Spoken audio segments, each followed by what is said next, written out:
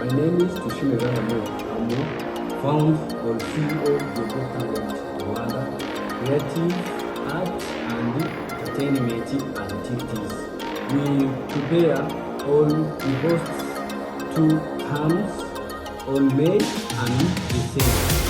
We have to go on social media for the Go Talent Rwanda. We will most welcome to join us. We have many talents. We detecting many talents, so we must welcome. Amazina yanjye nshobora ndamuri Go Talent Rwanda cyangwa se found ibyo ushaka byose ariko dushimiye kuba twabana namwe mu bikorwa byose bitandukanye mu kuzamura impano mu Rwanda. Ni kampani nini itegura ibintu bijyanye na entertainment activities.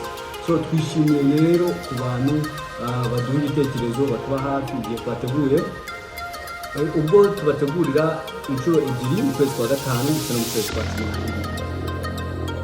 Ibitekerezo byanyu ni byiza ndetse bituma tugenda twakigura ahantu hagiye hatandukanye. Go Talent Rwanda rero ni kampani itamaze igihe kinini cyane ikora, ariko nanone iha ibyishimo abanyarwanda, nanone yita ku rubyiruko rw'u Rwanda kuko tubafasha mu gutinyuka mu kwerekana impano zabo.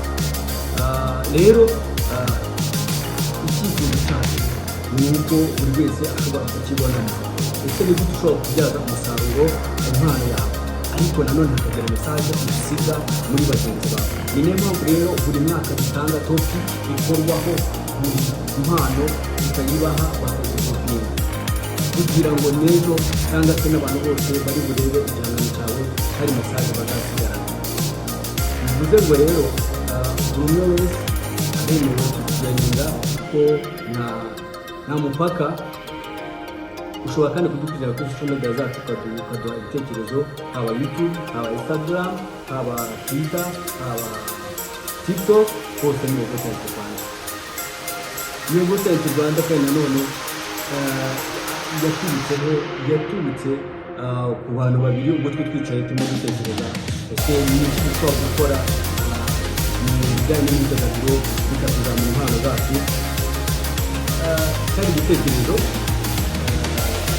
kumbaza ko kitaba kinini, ariko kugeza uyu munsi wa none ntekereza ko mu myaka igera kuri imwe n'igice cyangwa se ibiri hari urwego rumaze kugera. Turabashimira rero ko